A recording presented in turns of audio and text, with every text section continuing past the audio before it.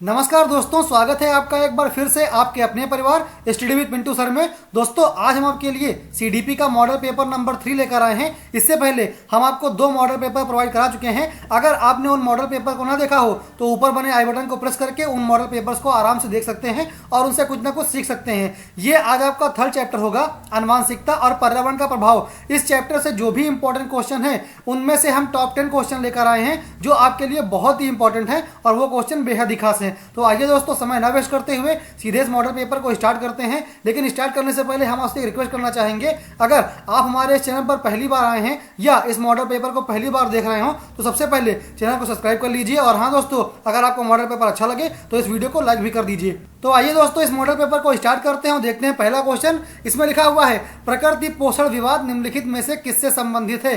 जो प्रकृति पोषण विवाद होता है ये इन चारों ऑप्शन में से किससे संबंधित होगा। आनुवांशिकता एवं वातावरण, व्यवहार एवं वातावरण, वातावरण एवं जीव विज्ञान, वातावरण एवं पालन पोषण। तो आपको क्या लगता है इसका राइट आंसर क्या होगा। तो जो प्रकृति और पोषण विवाद होता है वो हमेशा आनुवांशिकी और वातावरण के बीच में होता है, इसलिए आपका ए ऑप्शन बिल्कुल राइट आंसर होगा। अब आइए नेक्स्ट क्वेश्चन देखते हैं। नेक्स्ट क्वेश्चन में क्या कहा गया है। क्वेश्चन नंबर 2 में कहा गया है, ये बहुत ही इंपॉर्टेंट और बेहद खास क्वेश्चन है। बच्चे के विकास में आनुवांशिकता और वातावरण की भूमिका के बारे में निम्नलिखित में से कौन सा सत्य है। इन चारों ऑप्शन में से आनुवांशिकता और वातावरण की भूमिका के बारे में कौन सा कथन सत्य होगा। आनुवांशिकता और वातावरण दोनों एक बच्चे के विकास में 50-50% योगदान रखते हैं। समवयस्कों और पितृक का मतलब होता है जीन्स का सापेक्ष योगदान योगात्मक नहीं होता है। आनुवांशिकता और वातावरण एक साथ परिचालित नहीं होते हैं। सहज रुझान वातावरण से संबंधित है, जबकि वास्तविक विकास के लिए आनुवांशिकता जरूरी है। सबसे पहले ऑप्शन में लिखा हुआ है कि आनुवांशिकता और वातावरण दोनों एक बच्चे के विकास में 50-50% योगदान रखते हैं। जी नहीं दोस्तों, ये ऑप्शन बिल्कुल गलत है। वातावरण का कितना भी योगदान हो सकता है और आनुवांशिकता बच्चे पर कितनी भी हावी हो सकती है, इसके लिए कोई परसेंटेज फिक्स नहीं है। समवयस्कों और पितृक का सापेक्ष योगदान योगात्मक नहीं होता। जी हाँ दोस्तों, ये ऑप्शन कुछ हद तक सही लग रहा है, लेकिन आइए नेक्स्ट ऑप्शन भी देख लेते हैं। आनुवांशिकता और वातावरण एक साथ परिचालित नहीं होते हैं, ये भी ऑप्शन आपका नहीं होगा। और सहज रुझान वातावरण से संबंधित है, जबकि वास्तविक विकास के लिए आनुवांशिकता जरूरी है। तो यहाँ पर ये लाइन या ये कथन गलत हो जाता है कि वास्तविक विकास आनुवांशिकता जरूरी है, ऐसा नहीं है। ये वातावरण से भी आपका हो सकता है, इसलिए इस क्वेश्चन के अकॉर्डिंग आपका बी ऑप्शन है बिल्कुल बेस्ट ऑप्शन हो जाएगा। आइए नेक्स्ट क्वेश्चन देखते हैं। नेक्स्ट क्वेश्चन में क्या कहा गया है। 3rd क्वेश्चन में कहा गया है कि व्यक्तित्व विकास में एक महत्वपूर्ण भूमिका का निर्वाह करता है। अब ऐसा क्या है जो व्यक्तित्व विकास में एक महत्वपूर्ण भूमिका निर्वाह करता है। आनुवांशिकता, वातावरण, आनुवांशिकता और वातावरण का मिश्रण, परीक्षाओं की संख्या। तो यह सिंपल सा क्वेश्चन है, इसमें आनुवांशिकता और वातावरण दोनों होगा, अर्थात आपका ऑप्शन नंबर सी बिल्कुल राइट आंसर हो जाता है।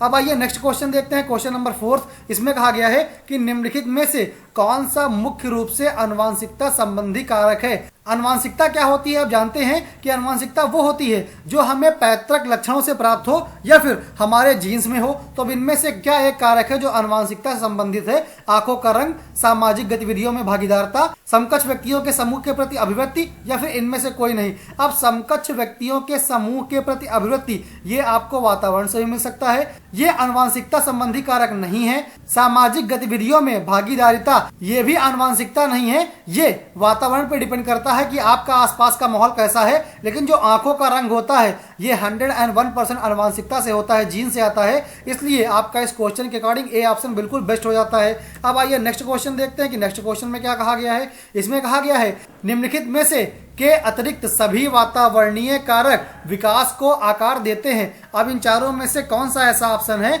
जो सभी वातावरणीय कारक विकास को आकार देते हैं। पौष्टिकता की गुणवत्ता, संस्कृति, शारीरिक गठन या फिर शिक्षा की गुणवत्ता। तो इसका बेस्ट ऑप्शन क्या होगा, शारीरिक गठन। निम्नलिखित में से शारीरिक गठन के अतिरिक्त सभी वातावरणीय कारक ऐसे हैं जो विकास को आकार देते हैं, क्योंकि पौष्टिकता की गुणवत्ता ये भी विकास है, संस्कृति इस पे तो विकास डिपेंड ही करता है, और शिक्षा की गुणवत्ता ये सबसे बेस्ट ऑप्शन होगा। लेकिन जो शारीरिक गठन है ये विकास को आकार नहीं दे सकता है, अर्थात आपका सी ऑप्शन ही बेस्ट ऑप्शन होगा। अब आइए नेक्स्ट क्वेश्चन देखते हैं कि नेक्स्ट क्वेश्चन में क्या कहा गया है। इसमें कहा गया है कि आनुवांशिकता को डैश डैश डैश सामाजिक संरचना माना जाता है। अब कौन सी आनुवांशिकता है, गौड़ है, गत्यात्मक है, स्थिर है या फिर प्राथमिक है। तो इसका बिल्कुल सिंपल सा आंसर है, आनुवांशिकता को स्थिर सामाजिक संरचना माना जाता है, अर्थात आपका सी ऑप्शन बिल्कुल बेस्ट ऑप्शन हो जाता है। आइए नेक्स्ट क्वेश्चन देखते हैं। नेक्स्ट क्वेश्चन में क्या कहा गया है, इसमें कहा गया है कि मानव व्यक्तित्व परिणाम है। जो मानव व्यक्तित्व होता है वो किसका परिणाम है, केवल आनुवंशिकता का, केवल वातावरण का, आनुवंशिकता एवं वातावरण दोनों की अंतःक्रिया का, या फिर इनमें से कोई नहीं। तो जो मानव का व्यक्तित्व होता है, उसका नेचर होता है या फिर उसकी पर्सनालिटी होती है, वो आनुवंशिकता और वातावरण दोनों पे डिपेंड करता है, यानी कि इन दोनों की अंतःक्रिया होता है। अर्थात आपका बेस्ट से भी बेस्ट ऑप्शन क्या होगा, ऑप्शन नंबर सी। आइए नेक्स्ट क्वेश्चन देखते हैं। नेक्स्ट क्वेश्चन में क्या कहा गया है, इसमें कहा गया है कि माता पिता से संतानों को प्राप्त होने वाले गुणों को कहते हैं। बहुत ही इजी क्वेश्चन है। वातावरण कहते हैं, वंशानुक्रम कहते हैं। दोस्तों यहाँ पर एक ऑप्शन 2 बार रिपीट हो गया है, लेकिन यह वातावरण ऑप्शन नहीं होगा। आपका बेस्ट ऑप्शन क्या होगा, वंशानुक्रम, क्योंकि माता पिता से जो संतानों में प्राप्त होता है उसे वंशानुक्रम ही कहते हैं। आइए नेक्स्ट क्वेश्चन देखते हैं। नेक्स्ट क्वेश्चन में क्या कहा गया है, इसमें कहा गया है, बहुत ही इंपॉर्टेंट क्वेश्चन है और सबसे खास क्वेश्चन है आपकी कक्षा का, यानी कि अगर आप टीचर बन जाते हैं तब आपकी कक्षा का एक छात्र बुद्धि से तो बहुत श्रेष्ठ है लेकिन शरीर से काफी कमजोर है। जब आप उसके पिता से मिलते हैं और देखते हैं कि उसके पिता भी बुद्धि से तो श्रेष्ठ हैं लेकिन शरीर से वो भी कमजोर हैं, आपके अनुसार इसका कारण क्या हो सकता है? पौष्टिक भोजन का अभाव, आनुवंशिकता का प्रभाव, पिछले कई वर्षों की बीमारी, या फिर इनमें से कोई नहीं। अब इसका बेस्ट ऑप्शन क्या होगा? अगर आप एक टीचर बन गए हैं तब आपको इसका आंसर तुरंत ही मिल जाएगा, क्योंकि आपको तब एक टीचर की तरीके से सोचना होगा।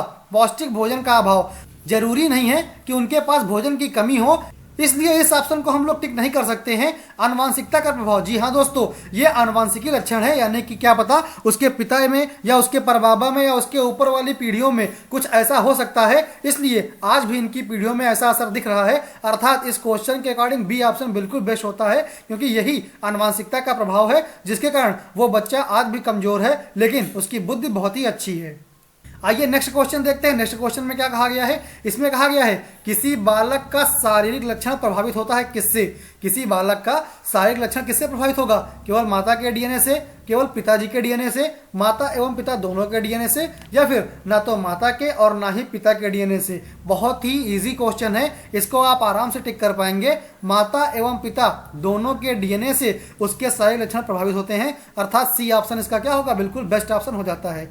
दोस्तों ये थे आनुवंशिकता और पर्यावरण का प्रभाव नामक चैप्टर से बहुत ही इंपॉर्टेंट क्वेश्चन जो बार बार परीक्षा में पूछे गए हैं। अगर आपको हमारे पढ़ाने का तरीका अच्छा लगा हो और ये वीडियो पसंद आया हो तो वीडियो को लाइक कर दीजिएगा, और हाँ दोस्तों, चैनल को सब्सक्राइब करना मत भूलिएगा। इसके साथ साथ आप बेल आइकन को प्रेस कर लीजिएगा ताकि आपके पास आने वाले मॉडल पेपर के या फिर कोई करंट इन्फॉर्मेशन की नोटिफिकेशन सबसे पहले पहुंच सके और आप उसको देखकर कुछ ना कुछ सीख सकें। और हाँ दोस्तों, अगर आपसे हमारे पिछले दोनों मॉडल पेपर छूट गए हैं तो आप हमारे चैनल की प्लेलिस्ट में जाकर वहां से आप वीडियो देख सकते हैं और आराम से अपनी तैयारी को फ्री में कर सकते हैं।